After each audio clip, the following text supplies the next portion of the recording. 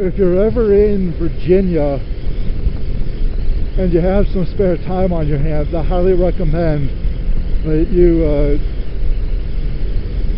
either take a ride, or even if you're in your car, drive on the Blue Ridge Parkway. Like, it's a lot. The speed limit for the entire length is 45 miles per hour. So it's going to be, and it's nowhere near as direct as taking the highway, but it's a really well maintained road. Like, I don't think I've ever had to, except for like curves and stuff, I don't think I've ever had to slow down because of like cars in front of me. So there's very little traffic.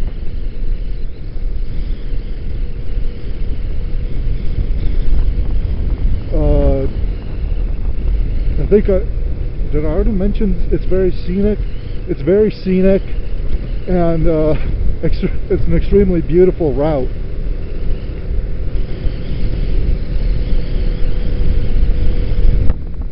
Although, if you do decide to take a ride on the Blue Ridge Parkway, be sure to follow the speed limit. The Blue Ridge Parkway is some kind of the government considers it to be some kind of it has some special designation. And I was doing some research on it, and I read, I don't remember where, that a speeding ticket, well, if you get a ticket for speeding on the Blue Ridge Parkway, that the fine would be significantly higher than like on some other road where speeding was 45 and you were doing the same amount over as you were on the Blue Ridge Parkway. I think what I read said that the minimum fine, maybe it was maximum, but I'm pretty sure it was minimum. The minimum fine for a like move-in violation on the Blue Ridge Parkway was something like $1,000.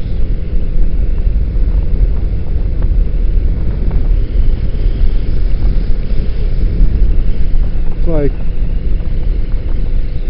all the times that out of all the times, no, how do I want to say this? With the amount of time that I've spent on the Blue Ridge Parkway, so far I've only seen 2 police vehicles.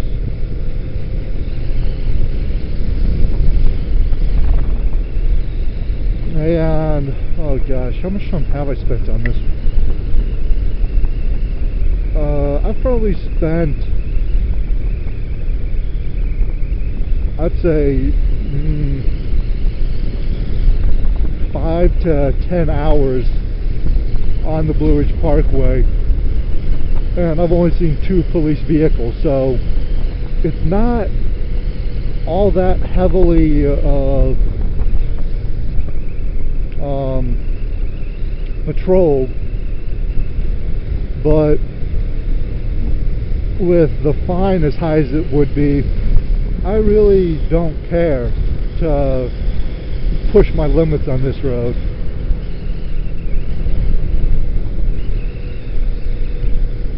Plus, if you're going too fast and pushing your limits, you're not going to be able to enjoy the scenery.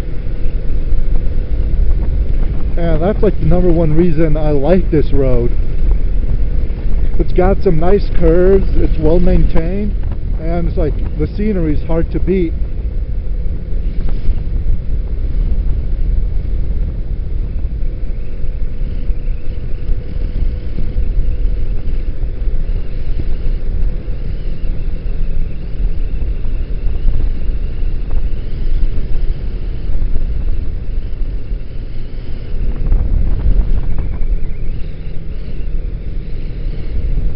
The downside to the Blue Ridge Parkway, though, is that it's a seasonal road.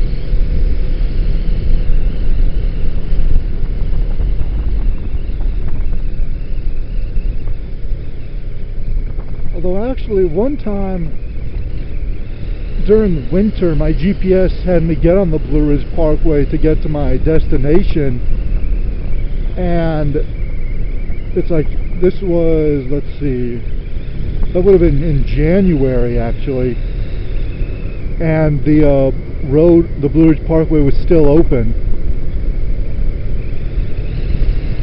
I don't think I've passed any in this video yet, but they have gates at different intervals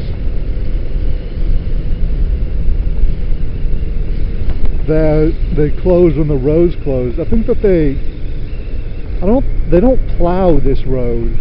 They don't salt it. They don't do like any of that stuff. So I guess once there's some snow on the road, they close the parkway.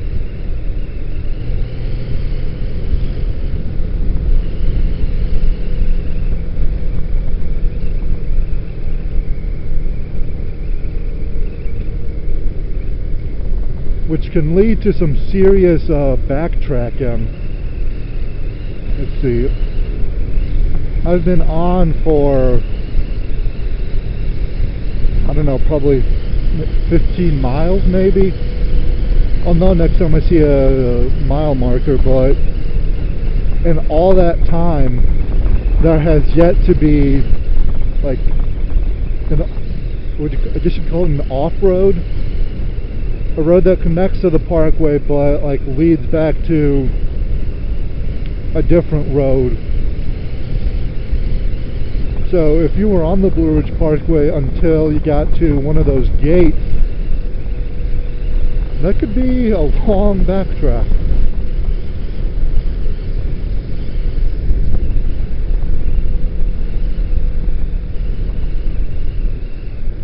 '83. Okay, never mind. 21 miles. I've been on this for 21 miles and I've yet to see a road off of it, off of the Blue Ridge Parkway.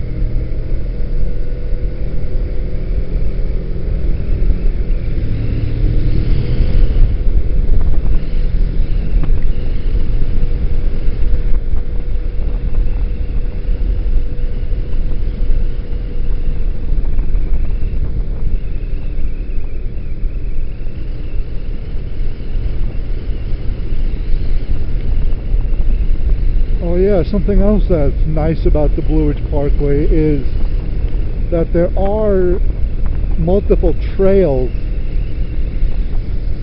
that you can get to from off of this, but also the Appalachian Trail runs extremely close at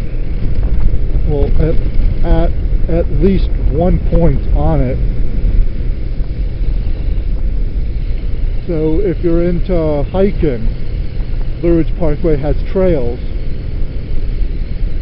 Motorcycles, cars, you got the road, and for like cyclists, it's like it'd be a really hard road, but you see plenty of cyclists doing this road too.